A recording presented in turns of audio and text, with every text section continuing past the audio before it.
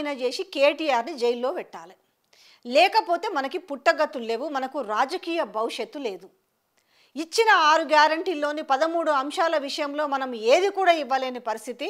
ఇచ్చిన 2-3 కూడా అడపా కొంతమందికి మాత్రమే అందుతున్న నేపథ్యంలో ఈరోజు రాష్ట్రంలో అన్ని వర్గాల ప్రజలు ఆగ్రహంతో ఆవేశంతో ఉన్నారు. ఎవ్వరు కూడా ఏ ప్రజాప్రతినిధి కూడా ఈరోజు ప్రజల మధ్యకు వెళ్ళే పరిస్థితి లేదు. సో ఈ నేపథ్యంలో ఇంకా డైవర్షన్ పాలిటిక్స్ మనం నడపాలి అంటే ఖచ్చితంగా ఈరోజు ప్రతి సమస్య మీద కొట్లాడుతున్నాడు కేటీఆర్. ప్రతి సమస్య మీద ప్రజలకు సపోర్టుగా ఉన్నాడు, సహాయం చేస్తున్నాడు. సో అటు లీగల్గానో లేకపోతే నేనున్నానన్న భరోసా కావచ్చు, వెళ్ళి వాళ్ళని హక్కున చేర్చుకుంటున్నాడు. ఇదంతా జరగకుండా ఉండాలంటే ఏం చేయాలి? ఏదో ఒకటి చేసేసి మనం జైలుకు పంపించాలి. అది కోడిగుడ్డు మీద ఈకలు బిక్తూ కూర్చున్నారు. అరెస్టు చేస్తే ఎట్లా, అరెస్టు చేయకపోతే ఎట్లా అన్న మీద చర్చలు జరుపుతున్న నేపథ్యంలో అంతకుముందే చెప్పారు ఈ రేస్కు సంబంధించి, అరే బాబు ఇందులో ఏది జరగలేదు, 4 సంవత్సరాల ఒప్పందం చేసుకున్నాము, ఈ ఫిబ్రవరిలో కూడా జరగాల్సింది ఏం చేసారు మీరు, కాస్త లాస్ట్ ఫిబ్రవరిలో జరగాల్సింది వచ్చిన తర్వాత అన్నిట్ల రద్దులో భాగంగా ఈ రేసు ఫార్ములాను కూడా మీరు రద్దు చేసిరు. దానివల్ల ఏం జరిగిందన్న విషయాన్ని స్పష్టంగా ప్రెస్ మీట్ పెట్టి మీడియా ముందు వివరించడం జరిగింది. సో మాజీ మంత్రి కేటీఆర్ అబ్బెబ్బే అదంతా మేము ఎట్లా వింటాము, ఈ 55 కోట్ల విషయంలో ఏదో జరిగింది, దాంట్లో ఖచ్చితంగా మనీ లాండరింగ్ అని అదని ఇదని, సో ఏసీబీని అన్నీ మనం ఇంక్లూడ్ చేసి రేపు లోపలికి దొయ్యాలి. కానీ వీళ్ళొక్కటి మిస్ అవుతున్నారు.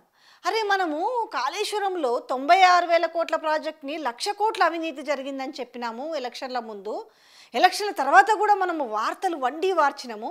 మరి ఇప్పుడు అట్లాంటి వాటిలలో కాకుండా ఈ 55 కోట్లు అసలు ఏమీ జరగలేదని చెప్పి ఇంత కూలంకషంగా చెప్తున్నా కూడా మరి జైల్లో వేస్తే రేపు ప్రజల నుంచి ఎట్లాంటి ధిక్కార స్వరం వస్తుందో అనేది కాస్త కాంగ్రెస్ సీనియర్ లీడర్లు చెప్తున్నారట. లేలే మనం ఏది ఏమైనా సరే మనం ఏదో ఒకటి చెప్పాలి, లోపటేయాలి అన్నారు. సో లగచర్లలో ఏం చేసిరు, లగచర్లలో దాడి జరిగింది అది జరిగిందని అక్రమంగా తీసుకుపోయి జైల్లో పెట్టారు. వాళ్ళు ఢిల్లీ దాకా పోయి ఎన్హెచ్ఆర్సీ దాకా వాళ్ళు పోయి పోరాటం చేసిరు. సో ఎట్టకెలకి ఇయ్యాల వాళ్ళకి బెయిల్ వచ్చింది. నిజము ఎప్పుడు కూడా దాగదు కదా. మీరు బలవంతంగా జైల్లో పెట్టించిరు, 3rd డిగ్రీ ప్రయోగించిరు, వాళ్ళేదో దేశద్రోహం చేసినట్టుగా, వాళ్ళేదో ఉగ్రవాదులు తీవ్రవాదులు అంతర్రాష్ట్ర దొంగలు అయినట్టుగా ఇది చేసిరు. ఏమైంది, ఏం సాధించరు దీనివల్ల? వాళ్ళ నుంచి వ్యతిరేకతను మూడగట్టుకున్నారు. అరే మాకు ఏదో మార్పు అని చెప్పారు, ఏదో చేస్తారనుకుంటే ఇవాళ వాళ్ళ భూములు ఇవ్వకపోతే వాళ్ళ భూములు గుంజుకుంటామంటే మా భూములు ఇవ్వమన్నందుకు వాళ్ళని తీసుకుపోయి లోపల పెట్టారు కదా. సో న్యాయం గెలిచింది కదా ఆఖరికి. సో ఇంగిది కూడా అరే ఇంట్లో ఏం జరగలేదురా నాయన, మీరు అసెంబ్లీ అంటే గవర్నర్ ఆమోదం పొందడానికి మీరు అసెంబ్లీలో కూడా చర్చ జరిపినామని చెప్పారు. చర్చ 4 గోడల మధ్య కాదు, మీరు బాజాప్తా ఈ అంశం పైన అసెంబ్లీలోనే చర్చ జరపమని ఎమ్మెల్యేలు కోరినారు. సో ఒకసారి మనం ఆ లేఖ రాసిరు కదా, సో దాని సారాంశం ఒకసారి చూద్దాం. గౌరవ శాసన సభాపతి గారికి తెలంగాణ శాసనసభ హైదరాబాద్. విషయం ఏంటి, ప్రస్తుత శాసనసభ సమావేశాల్లోనే ఫార్ములా ఈ రేస్ అంశంపై చర్చించడం గురించి, ఈ సమావేశాల్లోనే మీరు ఈ అంశం పైన మనం చర్చ పెడదాము, దీని గురించి చర్చ చేద్దాం. ఎందుకనంటే సబ్జెక్ట్లో దమ్ముంది, సబ్జెక్ట్లో ఏమి కూడా తప్పు లేదు, అందులో ఏమి తప్పు జరగలేదు కాబట్టి ఇది బాజాప్తా అసెంబ్లీలోనే చర్చ జరుపుదాం. ఫార్ములా ఈ రేస్ వ్యవహారంలో కాంగ్రెస్ ప్రభుత్వం కొన్ని నెలలుగా గత బీఆర్ఎస్ ప్రభుత్వం మీద, ముఖ్యంగా మా వర్కింగ్ ప్రెసిడెంట్ కేటీఆర్ గారి మీద అనేక నిరాధార ఆరోపణలు చేస్తున్నది. ఇదే విషయం మీద ఈ వారం జరిగిన కేబినెట్ సమావేశంలో 1.5 గంటల సేపు చర్చ కూడా జరిగినట్టు వార్తా కథనాలు వచ్చాయి. ఇదే అంశం మీద కేసులు నమోదు చేస్తామని, గవర్నర్ ఆమోదం వచ్చిందని రకరకాల లీకులు ముఖ్యమంత్రి కార్యాలయం నుండి మీడియాకి ఇస్తున్నారు. ఏంటి, ఈ వారం జరిగిన కేబినెట్ సమావేశంలో 1.5 గంటల సేపు చర్చ కూడా జరిగినట్టు వార్తా కథనాలు వచ్చాయి.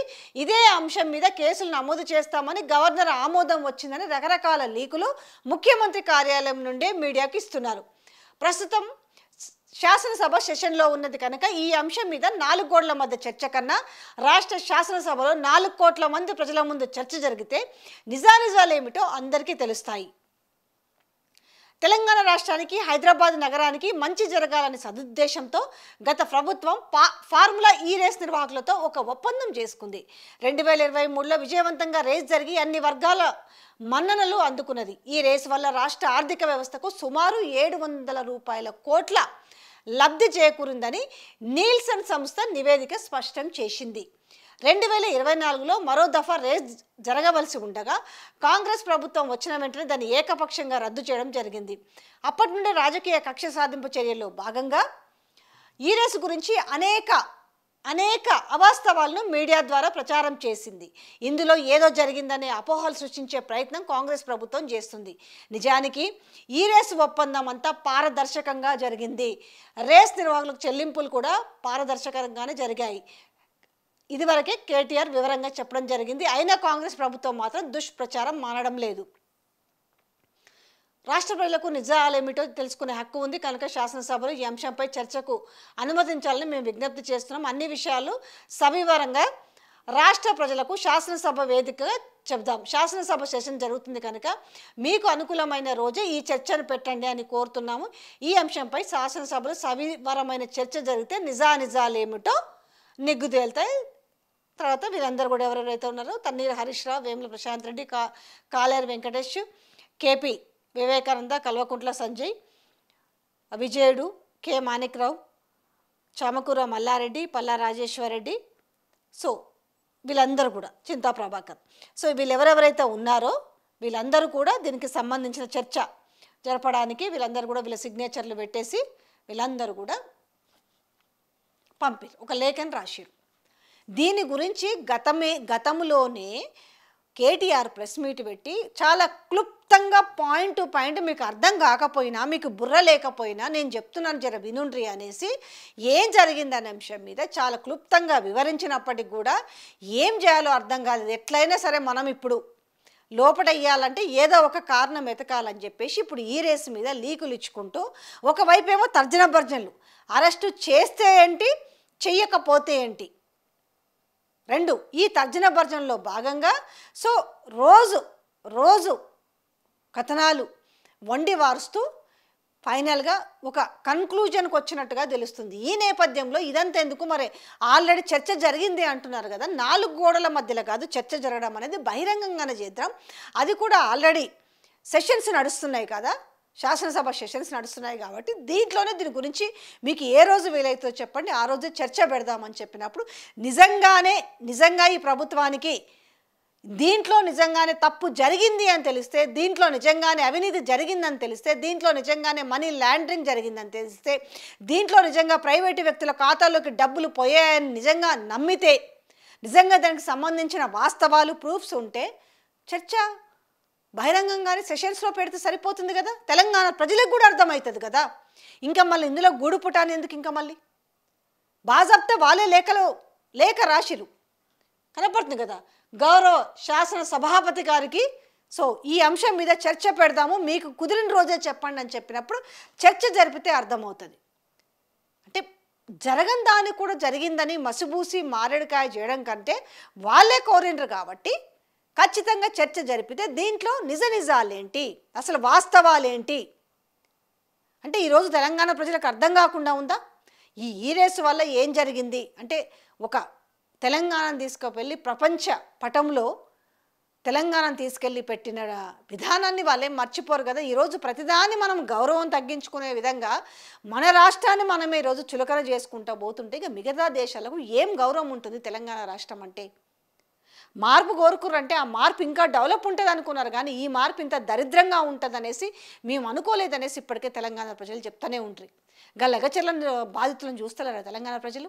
వాళ్ళు ఏం పాపం చేశారని జైల్లో పెట్టారు. ఒకవైపు కలెక్టర్ చెప్తున్నాడు కదా, నా పైన దాడి జరగలేదని చెప్తే కక్షపూరితంగా వాళ్ళపైన మేము భూములు అడిగితే మీరు ఇయ్యారా అని చెప్పి వాళ్ళని భయభ్రాంతిలో గురి చేసి, మామూలుగా అయితే వాళ్ళు భయపడరు కాబట్టి లోపల జైళ్ళలో వేసి బేడీలు వేసి వాళ్ళపైన వాళ్ళ కరెంట్ షాకులు వేడి 3rd డిగ్రీ ప్రయోగించి వాళ్ళ భూమిని లాక్కుందామని చేసే చర్యని ఈరోజు తెలంగాణ ప్రజలు గమనిస్తలేరా? ఈరోజు హైడ్రా విషయంలో ఏం నిర్ణయం తీసుకున్నారు? మీరు కూలగొట్టి గమ్ము నూకున్నారు. ఇలా కూలగొట్టిన శిథిలాలకు ఈఎంఐలు కట్టుకుంటూ వాళ్ళు బుక్కడి తిండి తినలేక, కంటి నిండా కునుకులేక, వాళ్ళ కళ్ళ నీళ్లకు విలువ కట్టేటోళ్ళు ఎవరు, ఆ ఈఎంఐలు కట్టేటోళ్ళు ఎవరు? ప్రభుత్వం ఏమైనా ఒక ప్రకటన చేస్తుందా? ఆ ఉసురు తాకకుండా పోతే దాని నిర్ణయం తీసుకున్నారు. ఇప్పుడు చల్లగా ఇప్పటి నుంచి కూల్చాము, అప్పటి నుంచివే కూలుస్తామని ఇప్పుడు మాట్లాడుతున్నారు. మరి ఆ తెలివి ముందెందుకు లేదు?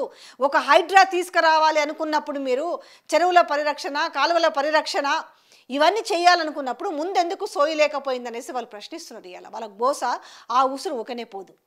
మూసీ విషయంలో ఏం చేసిరు? మీరు మూసీ ప్రక్షాళన చేస్తుందంటే ఎవరు వద్దనటం లేదు. కానీ ఎందుకు 1,50,000 కోట్ల ఖర్చు అవుతుంది?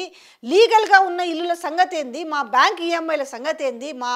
మా ఇల్లులు పోతే మేము ఎట్లా బతకాలని వాళ్ళు అడిగిరు. దానికిగానే కదా మిగతా వాళ్ళు మీడియా కావచ్చు, ఈరోజు ప్రతిపక్షం నేతలు కావచ్చు మాట్లాడింది. అంటే మీకు బాకాలు ఊదే మీడియా గురించి నేను చెప్పట్లేదు, నిజంగా వాళ్ళ వాస్తవాన్ని తెరపైకి తీసుకొచ్చిన మాలాంటి వాళ్ళ గురించి చెప్తున్నా నేను. ఆశా వర్కర్లది ఏమైంది? మొన్న ఆశా వర్కర్లు స్పృహ తప్పి ఉస్మానియా హాస్పిటల్లో ఉంటే ఒక్కరు పోయి పరామర్శించారు. ఒక్కరు పోయి, ఒక మహిళా మంత్రి పోదు, కనీసం వీళ్ళు పక్కన పెట్టి మహిళలన్నా మహిళా కమిషన్ ఏమైందో తెలియదు అప్పుడు. దాని తర్వాత వాంకేడి గిరిజన పాఠశాలలో చదువుతున్న అమ్మాయి 23 రోజులు ఫుడ్ పాయిజన్ అయ్యి కొట్టుమిట్టాడుతుంటే ఐసీయూలో ఒక్కరన్న పోయిరా? పోనీ ఆ అమ్మాయి మరణించిన తర్వాత అన్న కూడా మీరు ఒక్కరన్న పోయి కుటుంబాన్ని పరామర్శించారా? ఇవాళ మీకు ఏది రాజకీయంగా అవసరం వస్తుందో ఈరోజు మాత్రము శ్రీతేజ్ కోసం హాస్పిటల్కి పోతారు. వాళ్ళ కుటుంబం అంటే రెచ్చగొట్టే ప్రయత్నం. వెళ్ళండి, నేను తప్పు పట్టట్లేదు. ఆ కుటుంబానికి జరిగింది చాలా అన్యాయం. అసలు బెనిఫిట్ షోలు ఎందుకు ఇవ్వాలి? రద్దీ ఉంటుందని చెప్పినప్పుడు ప్రభుత్వ వైఫల్యాన్ని కప్పిపుచ్చుకోవడానికి దాని గురించి ఎవరన్నా మాట్లాడితే ఈరోజు తప్పనిపిస్తుందా? మరి ఎందుకు ఆ రోజు పోలేదు? ఎంతమంది పిల్లలు చచ్చిపోయారు, ఎంతమంది పాము కాటుకు గురైనరు? ఒక్కరు పోలేదా? ఒక్కరు వాళ్ళ ఇంటికి? లగచెర్లలో మహిళల మీద పోలీసుల దాష్టికము ఎంత ఘోరంగా ఉండింది. ఒక్కరన్నా లగచెర్లకు పోయినరా? సో మీవి కప్పిపుచ్చుకోవడానికి ఏమైనా చేస్తారనడానికి ఇవాళ ఇదే మనకు కనిపిస్తుంది. ఫార్ములా ఈ రేస్కు సంబంధించిందే. చర్చ పెట్టండి, ప్రజలకు నిజాలేంటో తెలుస్తాయి. నిజంగా అందులో ఏం జరిగింది, ఆ 55 కోట్లు ఏమైనాయి అనేది అసెంబ్లీలో చర్చ పెట్టి తేల్చండి. నిజంగా తప్పు జరిగితే ఎవరిని వదిలిపెట్టాల్సిన అవసరం లేదు. కానీ దీన్ని రాజకీయం కోసం వాడుకుంటే దెబ్బ తింటది ఎవరు? అనాలోచిత చర్యల వల్ల ఎవరాగమవుతారు? అది గుర్తుంచుకోవాలి ప్రభుత్వం. సో మీరు లగచెర్ల రైతుల విషయంలో చేసింది ఏమైంది? అనాలోచిత చర్యల వల్ల వ్యతిరేకత మూటగట్టుకుంటున్నారనే విషయం కాదు, వాళ్ళ ఉసురు పోసుకుంటున్నారనే విషయాన్ని కూడా జ్ఞప్తికి తెచ్చుకోవాలి. బట్ న్యాయం అనేది ఖచ్చితంగా ఎప్పుడు కూడా అబద్ధాలు నిలబడవు కదా. న్యాయం అనేది కదా గెలుస్తుంది చివరికి. సో బెయిల్ అయితే వచ్చిందా? ఆ బెయిల్ కోసం వీళ్ళు పోరాటం చేసిరా? నిన్ననే కదా అసెంబ్లీలో నల్ల చొక్కాలు వేసుకొని చేతులకు బేడీలు వేసుకొని, సో వాళ్ళకి గనుక బెయిల్ రాకపోతే సుప్రీంకోర్టుకైనా పోతామని చెప్పారు. నిన్ననే కదా చెప్పింది, ఏ రోజే బెయిల్ వచ్చింది. సో న్యాయానికి ఎంత విలువ ఉంటుంది అనేది మనకు ప్రతిసారి కూడా ప్రూవ్ అవుతూనే ఉంటుంది.